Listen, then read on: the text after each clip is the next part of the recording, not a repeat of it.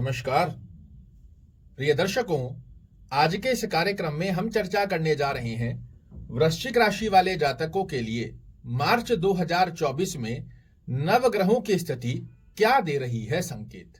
आपका स्वास्थ्य, भाग्य, करियर, फाइनेंस, शिक्षा, यात्रा, दाम्पत्य जीवन और प्रेम संबंधों की गतिविधि किस प्रकार आपके सामने प्रदर्शित होगी, यही अग्रिम जानकारी लेकर आज आपके सामने उपस्थित हुआ हूं।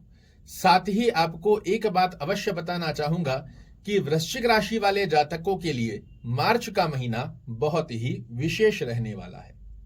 कौन से ग्रह इस महीने को विशेष बना रहे हैं, क्या क्या आपको लाभ देखने को मिलेंगे, ये संपूर्ण जानकारी जानने से पहले सर्वप्रथम स्थिति में चर्चा करते हैं पहले सुख की, और वो क्या है तो वो है निरोगी काया। आपके लग्न के स्वामी मंगल महाराज पराक्रम भाव में बने हुए हैं। 16 मार्च को ये आ जाएंगे आपके लिए चतुर्थ भाव के अंदर। वर्तमान समय में भी ये उच्चस्थ अवस्था में बने हुए हैं। 7 मार्च को शुक्र के साथ युति हट जाएगी। ये पूर्णतया एक संकेत है आपके लिए कि मार्च महीने में आपका स्वास्थ्य दृष्टिकोण बहुत ही अच्छा रहने वाला है, जहां आप देखेंगे आपके अंदर एक अलग सी ऊर्जा जो कि आपको अन्य लोगों की अपेक्षाकृत कर्म क्षेत्र में श्रेष्ठ दक्षता का लाभ देती हुई पाई जाएगी। बात करें यदि कर्म दृष्टिकोण की स्थिति क्या संकेत दे रही है, तो आपके कर्म भाव के स्वामी सूर्य महाराज 15 मार्च तक चतुर्थ भाव में बने हुए हैं, अपने ही घर को देख रहे हैं। इसे बड़ा अच्छा माना जाएगा। 15 मार्च के पश्चात भी ये एकादश भाव, पंचम भाव के अंदर प्रवेश करेंगे, जो कि देवगुरु बृहस्पति की राशि होती है। तो कर्म क्षेत्र के दृष्टिकोण से मार्च का महीना वृश्चिक राशि वाले जातकों के लिए बेहद खास रहने वाला है। आप देखेंगे चाहे आप जॉब कर रहे हैं, चाहे व्यवसाय कर रहे हैं, कर्म क्षेत्र की स्थिति के आधार पर यह महीना आपको कुछ विशेष उपहार अवश्य रूप से देगा।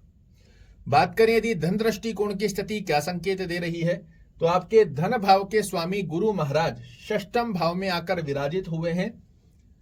इस स्थिति के आधार पर कर्मेश बहुत मजबूत हैं।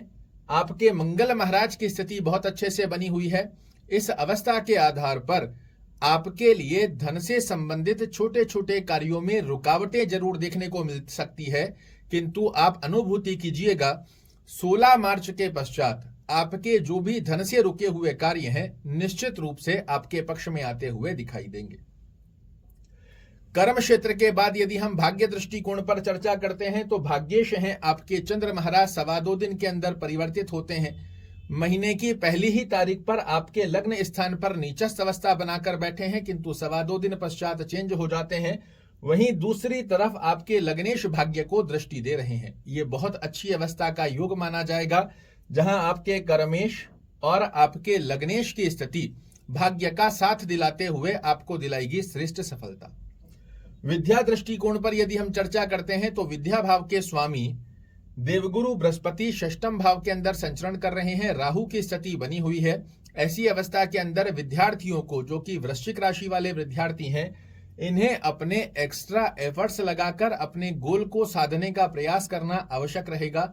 अन्यथा कहीं ना कहीं आपके विद्या के अंदर जो रुचि जागृत होनी चाहिए, कंसंट्रेशन पावर आपका स्ट्रांग बनना चाहिए, ये खेलने कूदने, घूमने फिरने, मौज मस्ती करने, अपने मित्र गणों के साथ समय खराब करने की स्थिति को उजागर करता है। ऐसे में आपको अपने लक्ष्य को साधते हुए विद्या पर ध्यान देने की आवश्यकता रहेगी।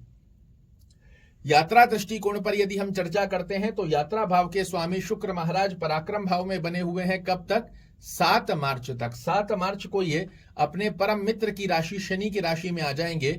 ऐसे में चाहे आप व्यापारिक यात्रा कर रहे हैं, चाहे भौतिक सुखों को अर्जित करने वाली यात्रा कर रहे हैं, मैं आपको सजेस्ट करूंगा 7 मार्च के पश्चात पूरे महीने में आपके द्वारा की गई यात्रा निश्चित रूप से दिलाएगी आपको यश, मान और प्रतिष्ठा, साथ ही कर्म क्षेत्र में दिलाएगी श्रेष्ठ लाभ।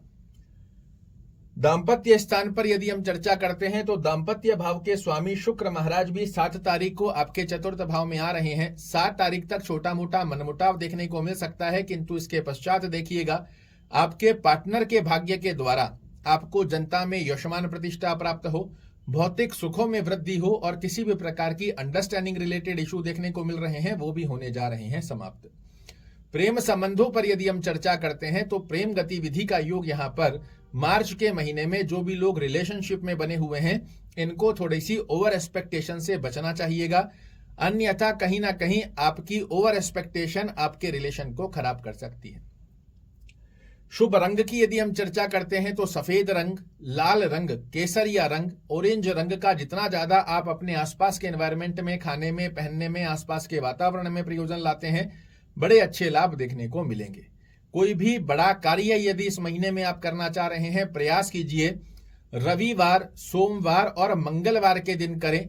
शनिवार का चयन भी कर सकते हैं, निश्चित रूप से मिलेगी आपको श्रेष्ठ कारक सफलता। शुभ अंक की यदि हम चर्चा करते हैं तो 1, 5 और 8 का सिंगल डिजिट में या फिर टोटल के मूलांक में इस नंबर का यदि आप प्रयोजन करते हैं, आपको सफलता मिलना तय होता है। ब्रह्म की के बारे में चर्चा करें, इस महीने हर मंगलवार सुंदरकांड का पाठ करना, आदित्य हृदय स्तोत्र का पाठ करना या सुनना, दोनों में से जो भी संभवत स्थिति बनती है, निश्चित रूप से आपके महीने को बनाकर रहेगी यादगार।